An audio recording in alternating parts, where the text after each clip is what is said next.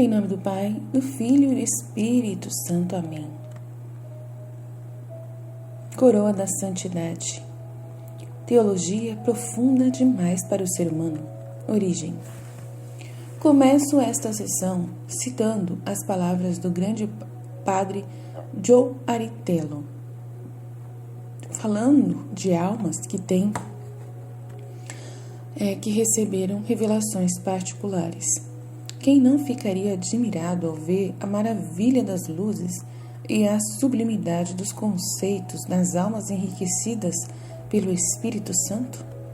Quem não se surpreenderia com a nobreza da linguagem que empregam espontaneamente sempre que expressam as palavras ditas por Deus ou pela Virgem, enquanto as coisas ditas por conta própria são cheias de simplicidade e sinceridade? De onde vem essa grandiosidade de ideias e a elegância e pureza de estilo nas almas sem toda a cultura humana? Que poder de sugestão poderia infundir neles de uma só vez a notável ciência que nunca estudaram e os sublimes conceitos que não aprenderam com nenhuma pessoa? Isso é positivo fato contra qual todos os seres humanos, e suas explicações racionais baixas são destruídas, por mais que possam recorrer a sugestões, contágios, telepatia ou qualquer tipo de influência que não é sobrenatural. Tendo sido estabelecida a autoridade e a experiência do padre Antero em seu capítulo anterior, podemos ver que neste pequeno parágrafo ele é capaz de mostrar implicitamente uma razão pela qual as revelações de Luísa devem ser verdadeiras. A grandiosidade, a elegância e a pureza das palavras de Jesus nelas não poderia ter vindo da própria Luísa. Podemos e devemos lembrar as circunstâncias de Luísa, uma mulher leiga, sem instrução e que estava de cama durante toda a vida adulta.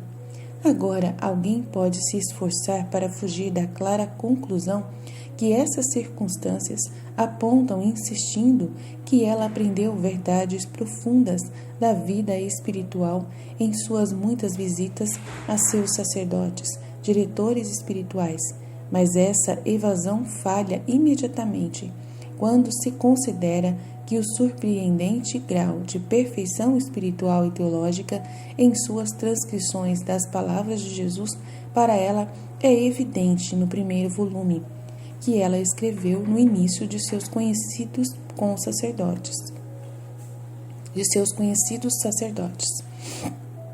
Mais importante, não temos motivo para acreditar que esses padres estavam lhe dando teológica instrução. Não é isso que considera a direção espiritual. De fato, isso seria bastante estranho, pois essa não era a missão deles. Eles foram enviados somente para abençoá-la e, portanto, libertá-la de sua rigidez para celebrarem a missa em seu quarto e dar-lhe a comunhão todos os dias, para serem seus confessores e diretores espirituais. Devemos observar, no entanto, que a inclusão desta seção é bastante supérflua. É preciso apenas abrir para qualquer página dos escritos de Luísa para você ver imediatamente uma profundidade de significado que não poderia ser de forma alguma de origem humana. No entanto, pode ser útil compartilhar apenas alguns trechos que encontrei na minha própria leitura dos volumes de Luísa, que revelam uma teologia profunda demais para um católico leigo sem instrução. A vontade restrita pelo bem.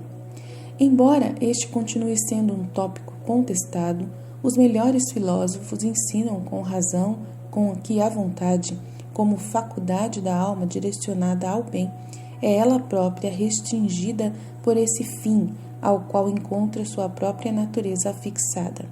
Isso é tão verdadeiro que a vontade nem sequer é ontologicamente capaz de querer o mal com a mal.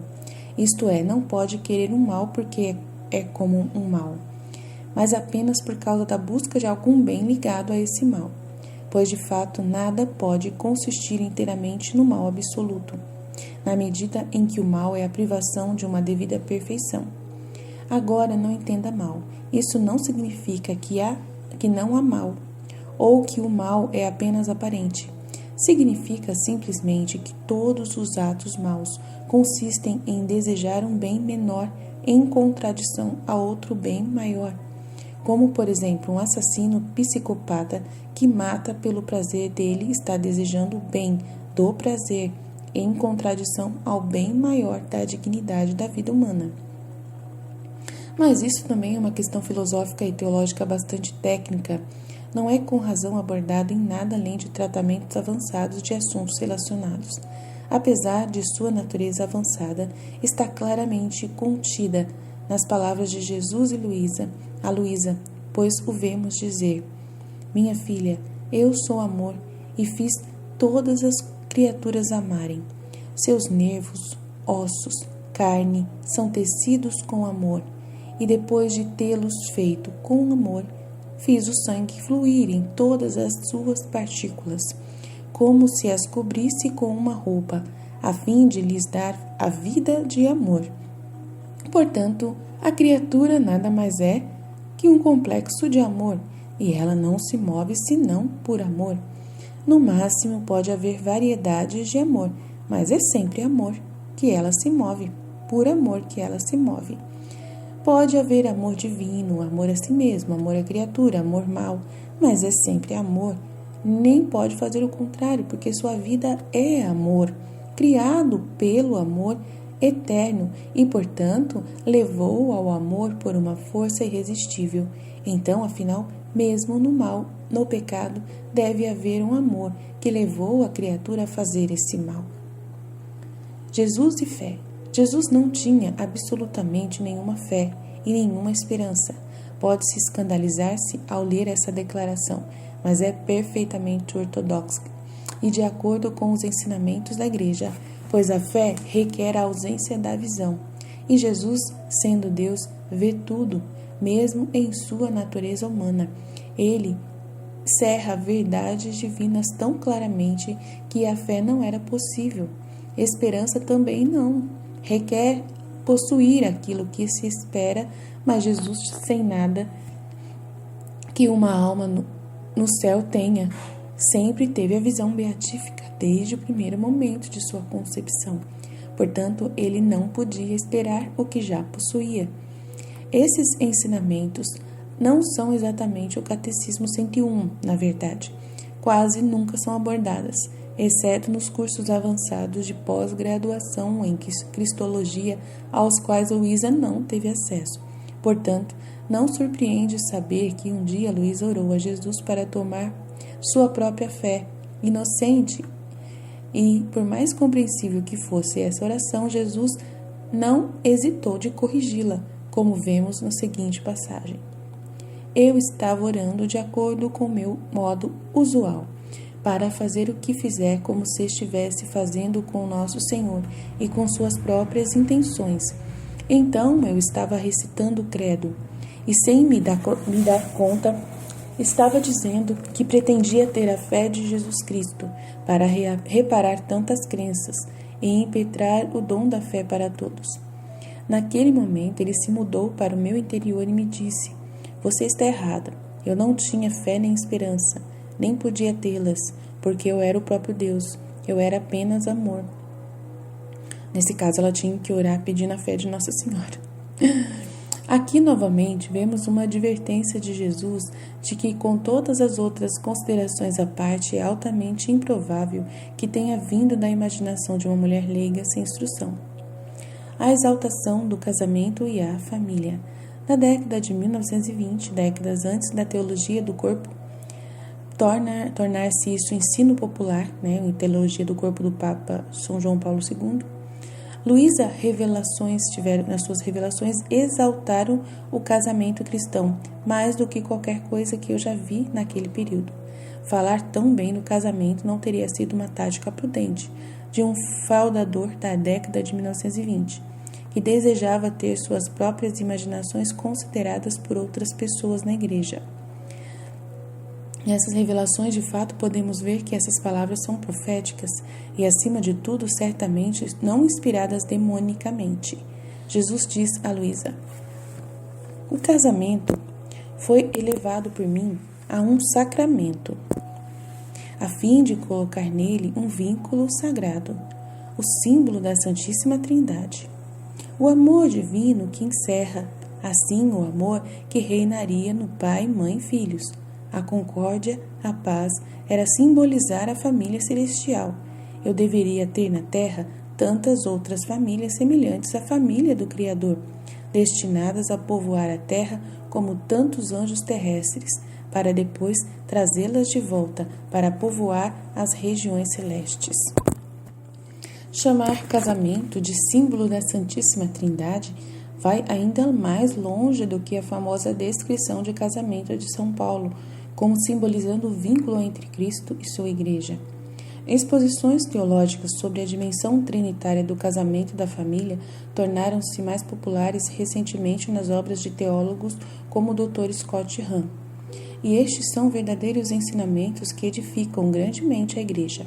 Até hoje, no entanto, há teólogos de mentalidades mais rígidas que discordam de tais tratados, alegando falsamente que não é ortodoxo ver a própria Trindade no casamento e na família. Mas aqui vemos essas declarações décadas antes do tempo deles nos escritos de Luísa. A certa altura, a própria Virgem Maria diz a Luísa: todos os estados são santos, o casamento também. Também em suas cartas, Luísa nunca hesita em insistir em que essa maior santidade de viver na vontade divina é completamente alcançável pelos casados e, de fato, é essencial para quem está no estado casado. De fato, de todas as pessoas com as quais Luísa se correspondia, parecia que ela levou mais a sério suas cartas escritas para um destinatário chamado Federico Abesche, homem casado, pai e convertido à fé graças ao Padre Pio, lendo sua alma. Depois disso, tornou-se comunicante diário e, juntamente com a esposa, franciscano da Terceira Ordem. Aliás, muitas das fotografias mais famosas que temos do Padre Pio foram tiradas pelo Sr. Abreschi, e seu próprio filho se tornou um padre católico que passou a trabalhar no Vaticano. Nós fomos lá não para comemorar, mas para fazer grandes coisas para o bem das gerações humanas. Meu filho tomou o lugar de pai e rei nas famílias, e eu substituí a mãe e a rainha. Com nossa presença, renovamos a santidade, a beleza, a ordem do casamento formado por Deus no jardim do Éden, e do Adão e Eva, casados pelo Ser Supremo, a fim de povoar a terra, multiplicar e aumentar o futuro e as gerações. O casamento é a substância da qual nasce a vida das gerações. Pode ser chamado de tronco a partir do qual a terra é povoada. Os sacerdotes e os religiosos são os ramos, mas se não fosse o tronco, nem mesmo os galhos teriam vida. Portanto, através do pecado, afastando-se da vontade divina, Adão e Eva fizeram com que a família perdesse a santidade, a beleza e a ordem.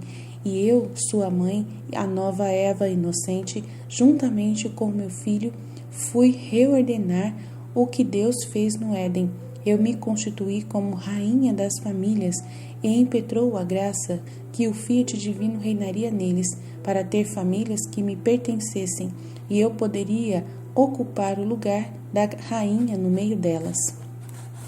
Olha que lindo, né? Esse trecho. Vou ler de novo. Nós fomos lá, Nossa Senhora que fala, nós fomos lá não para comemorar, mas para fazer grandes coisas para o bem das gerações humanas. Meu filho Jesus tomou o lugar de pai e rei nas famílias, e eu substituí como mãe e rainha. Com nossa presença, renovamos a santidade, a beleza, a ordem do casamento formado por Deus no jardim do Éden, o de Adão e Eva, casados pelo Ser Supremo a fim de povoar a terra, multiplicar e aumentar o futuro das gerações. O casamento é a substância da qual nasce a vida das gerações. Pode ser chamado de tronco a partir do qual a terra é povoada. Os sacerdotes e os religiosos são os ramos, mas se não fosse o tronco, nem mesmo os galhos teriam vida. Portanto, através do pecado, afastando-se da vontade divina, Adão e Eva fizeram com que a família perdesse a santidade, a beleza e a ordem. E eu, sua mãe, a nova Eva inocente, juntamente com o meu filho, fui reordenar o que Deus fez no Éden. Eu me constituí como rainha das famílias e impetrou a graça que o Fiat divino reinaria nelas, para ter famílias que me pertencessem, e eu poderia ocupar o lugar de rainha no meio deles. É a minha família, ela mora bem no centro da minha casa. O tempo todo estou ali ajoelhado diante dela. Além disso, meu filho, com a minha presença neste casamento, olhei para os séculos futuros, vi o reino da vontade divina na terra. Séculos futuros, o reino da vontade divina na terra. Olhei para as famílias e impetrei para elas que simbolizassem o amor de Deus, a Santíssima Trindade, para que seu reino possa estar em pleno vigor. Vemos novamente Maria reiterando as próprias palavras de Jesus a Luísa, que a família é realmente um símbolo da Santíssima Trindade. Vemos Nossa Senhora sendo constituída por seu filho como rainha das famílias, restaurando a eles a beleza e a santidade que o casamento tinha no jardim. Nesta sessão também deve ser mencionado quão altamente Jesus exalta os atos de um bebê ou criança. Se algumas pessoas, na época de Luísa, eram culpadas de pensar na infância como um mal necessário no caminho para a vida adulta e adotavam uma abordagem sempre irritada e ranzinza das coisas referentes aos bebês, crianças pequenas e crianças menores. Essa mentalidade é o oposto do que é retransmitido nas seguintes palavras de Jesus para Luísa aqui, para dar apenas um exemplo. Quem pode dizer, sendo removido o pecado original, que o recém-nascido não é inocente e santo? E se o batismo é dado, um período da vida do bebê, mesmo para que o pecado real não entre em sua alma, o bebê não é um ato da minha vontade? E se ele move seu passo, se ele fala, se ele pensa, se ele faz suas mãozinhas agirem, todos esses pequenos atos desejados e descartados pela minha vontade, não são tributos e glória que recebemos? Talvez eles não tenham consciência, mas minha vontade recebe dessa pequena natureza o que ela quer. Olha que lindo, gente. Que lindo, né? Dizer que cada pequeno passo de um bebê batizado é um tributo e glória a Deus é obviamente um grande elogio, e aqui também vemos um tipo de sabedoria e teologia subjacente a essas revelações, cuja origem não pode ser explicada meramente, em termos humanos. No corpo. Continuando e ampliando o tema da sessão anterior, sabemos que é precisamente por causa da bondade do corpo, mas pela falha concomitante em reconhecer sua bondade, que o Papa São João Paulo II sentiu a necessidade de escrever a teologia do corpo, através de sua famosa série de discursos sobre o tema. Nas décadas anteriores a esses discursos, não era comum ver pensadores católicos sérios com uma abordagem tão saudável e ortodoxa no assunto. E, no entanto, vemos precisamente isso nos escritos de Luísa também. Por exemplo, Jesus disse a ela uma vez: minha filha, é um encantamento da beleza ver a natureza humana, que vive na minha vontade divina, coberta e escondida como sob um prado de flores, todas investidas pela luz mais resplandecente. A alma por si mesma não poderia ter sido capaz de formar tantas variedades de beleza, enquanto unida ela encontra as pequenas cruzes às necessidades da vida. A variedade de circunstâncias, agora tristes, agora alegres, de como sementes servem para semear na terra da natureza humana, de modo a formar seu campo florido. A alma não tem terra e não pode produzir florescimento. Por outro lado, unidos ao corpo, quantas coisas bonitas ele pode fazer, ainda mais porque essa natureza humana foi formada por mim. Eu a moldei parte a parte, dando-lhe a forma mais bonita. Posso dizer que fiz como um artesão divino e coloquei tal domínio ali que ninguém mais pode me alcançar. Então eu o amei, ainda vejo o toque de minhas mãos criativas impressionado com a natureza do corpo humano. Portanto, também é minha, pertence a mim. Mas Luísa nunca caiu no extremo oposto. Agora, visto hoje por alguns teólogos na chamada Escola da Nova Lei Natural, em que os bens do corpo são vistos como intrínsecos e essenciais, que consagraram o celibato, por exemplo, está quase desaprovado em forte contraste com os ensinamentos magisterais e a tradição sagrada. O celibato consagrado é exaltado ainda mais nos escritos de Luísa, e Luísa é frequentemente conhecida por usar termos um tanto extremos em seu desejo de entrar no céu, até se referindo em alguns casos a seu corpo como uma prisão. Mesmo que essa terminologia seja extrema, no entanto, esse equilíbrio de ortodoxia diante de fortes puxões de um lado ou de outro provavelmente não será o resultado da ingenuidade humana de alguém do calibre de Luísa. Exagero? É comum ouvir alguns estudiosos modernos, muito orgulhosos de suas próprias pesquisas históricas, concluir sem poupar custos em promover essa conclusão, que as escrituras devem ser simplesmente que estão exagerando na maior parte do tempo. Aqui eles julgam Deus por sua própria pecaminosidade humana, sabendo que eles mesmos caem no exagero. Eles falham, em melhor, se recusam a perceber que o exagero não passa de uma mentira, e uma mentira é um mal intrínseco. Deus, o próprio Deus, nunca pode cometer um mal, portanto, ele nunca pode exagerar. Luísa, mais inocentemente do que os estudiosos mencionados, certa vez supôs que Jesus devia estar exagerando, considerando o quão glorioso que ele estava dizendo a ela era. E ela disse isso a ele: Jesus, minha vida, parece-me que você exagera um pouco ao me manifestar até que ponto uma alma pode alcançar quem faz sua vontade. Conhecendo minha ignorância e sorrindo, Jesus me disse: Não, minha amada, eu não exagerei. Alguém que exagerar pode ser enganoso. Seu Jesus não sabe como enganar você. Antes, o que eu lhe disse não é nada. Você irá receber mais surpresas. O argumento das reivindicações bíblicas como exagero dos modernistas não era popular até bem depois que Luísa escreveu essa entrada. E não é provável que ela pudesse ter essa resposta que Jesus deu à sua própria suposição.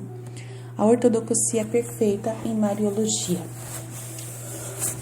Embora o erro mais prevalente em relação a Nossa Senhora seja diminuir sua glória, e esse erro não é apenas predominante entre os protestantes, mas também entre os católicos, também é o caso de alguns caem no erro oposto. Na maioria das vezes, são iniciantes que ficam tão impressionados com a gloriosa Mariologia que nos é dada pelos santos que concluem que ela deve ser uma deusa de algum tipo, igual ou talvez superior ao Filho Divino.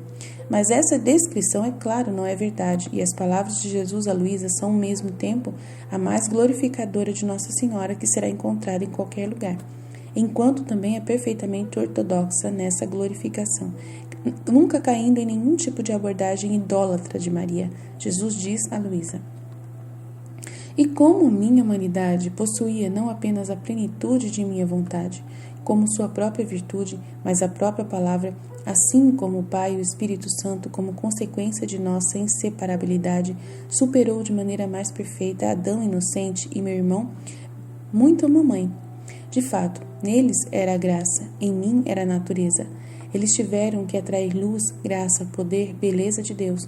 Em mim havia fonte nascente de luz, beleza, graça.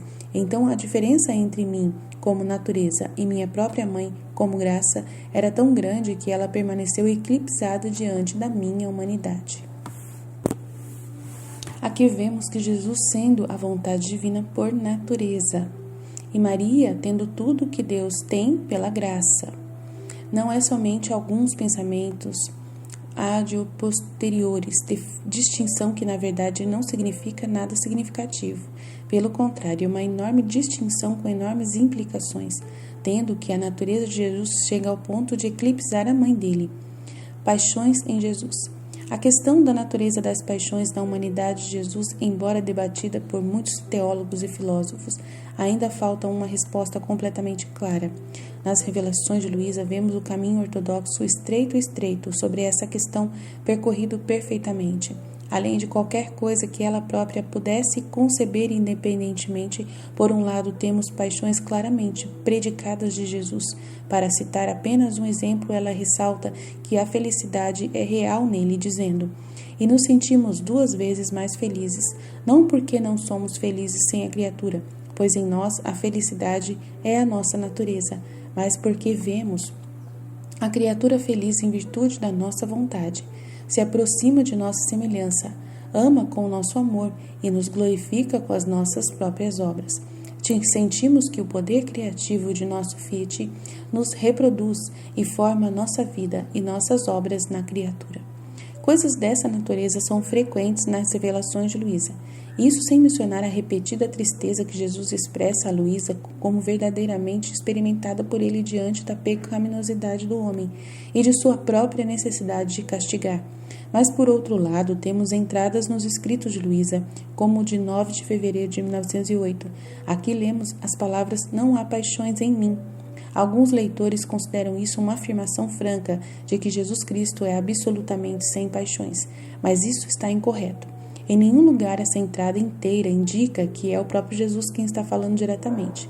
Em vez disso, nessa entrada, vemos apenas um certo ele, dando uma resposta a Luísa, fazendo uma pergunta ao Senhor. Compare isso com a entrada do diário imediatamente após, onde Luísa deixa claro que é o próprio Jesus falando diretamente com ela.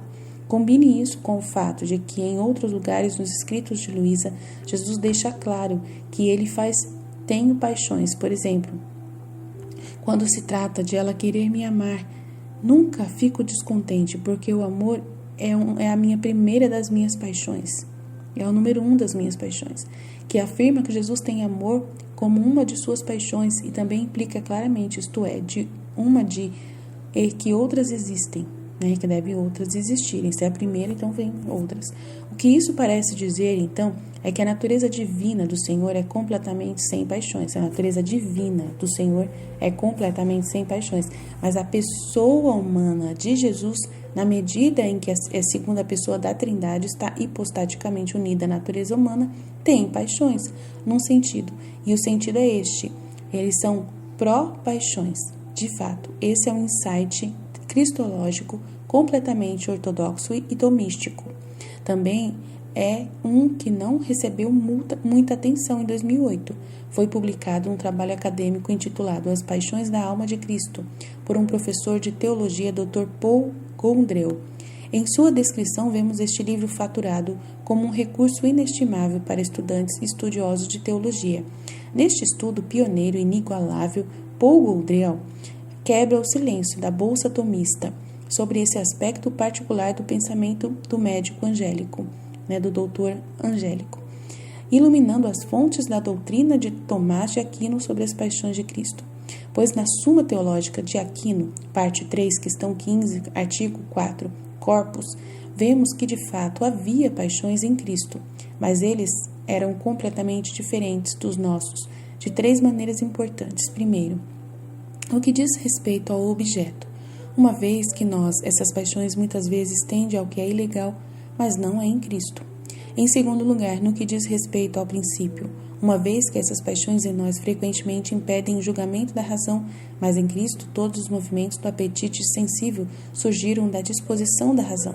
Terceiro, no que diz respeito ao efeito, porque em nós esses movimentos às vezes não permanecem no apetite sensível, mas desviam a razão, mas não é assim em Cristo, pois, por sua disposição, os movimentos que naturalmente estão se tornando para a carne humana permanecem tão apetitosos que a razão foi agora impedida de fazer o que era certo.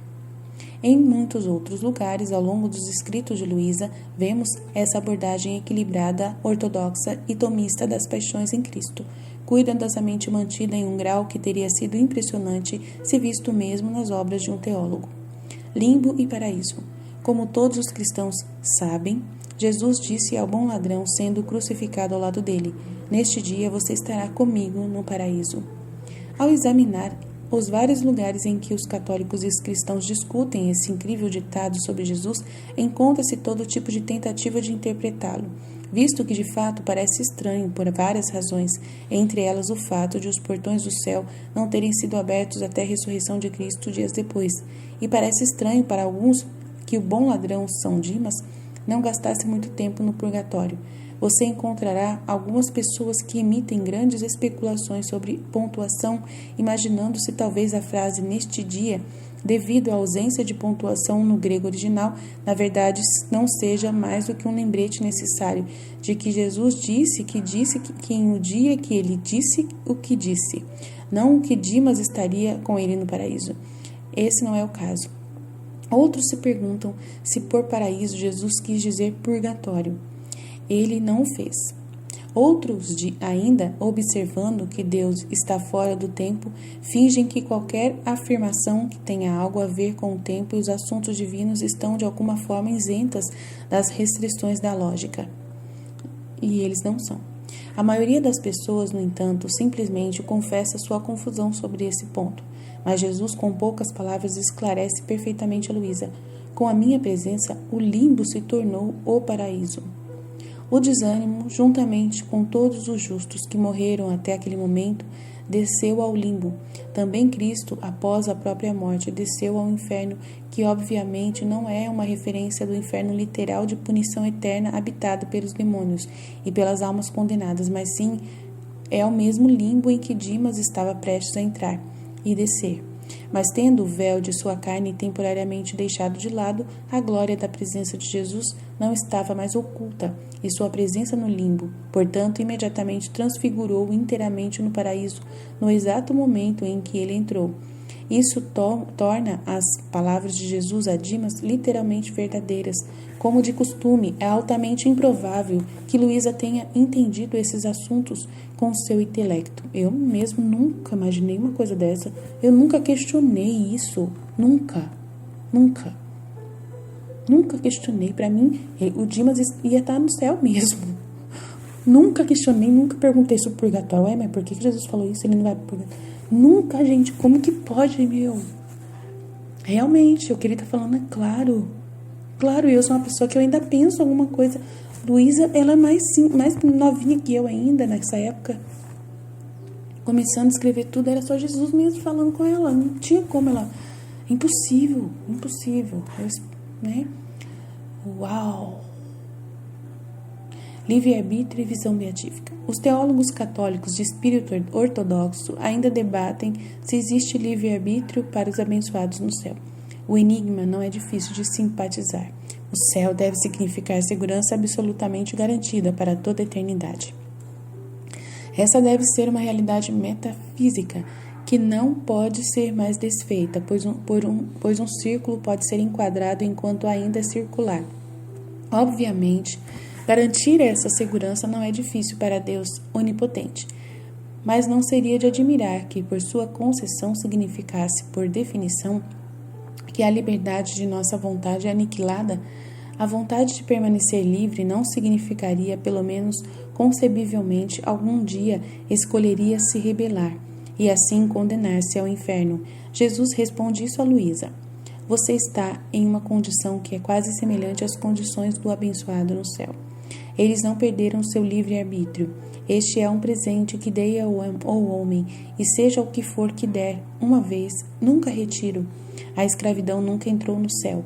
Eu sou o Deus dos filhos, não dos escravos. Mas no céu, o conhecimento dos meus bens, da minha vontade, da minha felicidade é tão grande e tão vasto que eles são cheios até a borda, a ponto de transbordar, e assim a vontade deles não encontra lugar para agir. E enquanto são livres, o conhecimento de uma vontade infinita, dos bens infinitos em que estão imersos, leva-os com uma força irresistível a usar sua vontade como se não a tivessem, considerando isso como sua maior fortuna e felicidade, mas ainda assim em liberdade espontânea e por vontade própria. Nossa, que lindo, meu Deus! O mistério de como a confirmação da graça desfrutada pelos abençoados no céu pode ao mesmo tempo ser uma garantia absoluta e eterna, de modo a cair dessa graça para o inferno, não é sequer uma possibilidade metafísica, preservando ao mesmo tempo a existência de sua liberdade e vontade. É aqui explicada lindamente por Jesus a Luísa. Os eleitos estamos livres estão livres, mas o conhecimento da bondade de Deus é tão ótimo que irresistivelmente faz com que eles usem sua própria vontade, sempre em perfeito acordo com a vontade divina, garantindo absolutamente a segurança eterna nesse estado. Limites da humanidade de Jesus. Todos os cristãos sabem que Jesus é Deus e homem, e que devido a essa realidade, nós o adoramos corretamente, mesmo corporalmente, devido à união hipostática. Mas os detalhes de mais avançado, que a cristologia não é de forma alguma intuitiva ou amplamente conhecida. No entanto, as palavras de Jesus a Luísa transmitem um entendimento perfeito, que não é razoável ver de alguém com um grau de educação teológica de Luísa, ou falsa dela. Quando se estuda os ensinamentos de São Tomás de Aquino, por exemplo, ele aprende que nem mesmo a humanidade de Cristo pôde compreender completamente a divindade. Isso ocorre porque o conhecimento perfeito de uma coisa não é outro senão a própria coisa, e a própria divindade é infinita, enquanto a humanidade de Cristo, embora totalmente suprema, é, no entanto, uma coisa criada porque começou a existir no tempo, mas todas as coisas criadas são, em certo sentido, finitas, incapazes de conter inteiramente dentro de si o infinito. Jesus transmite essa verdade a Luísa com as seguintes palavras: nem mesmo na minha humanidade poderia incluir por si mesmo toda a imensidão da luz criativa. Eu estava completamente cheio, por fora e por dentro, mas quanto disso permaneceu fora de mim, pois o círculo da minha humanidade não possuía uma magnitude equivalente para incluir uma luz tão infinita. A razão para isso é que os poderes criados, de qualquer tipo que sejam, não podem esgotar o poder não criado, nem abraçá-lo e restringi-lo dentro de si.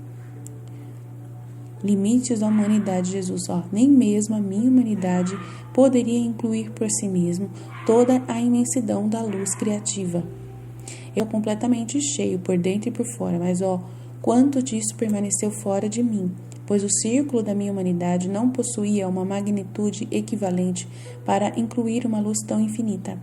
A razão para isso é que os poderes criados, de qualquer tipo que sejam, não podem esgotar o poder não criado, nem abraçá-lo e restringi-lo dentro de si. Então, vamos parar por aqui, a gente continua a partir de amanhã, aí continua essa conversa aí, vários elementos aí, Jesus falando, né?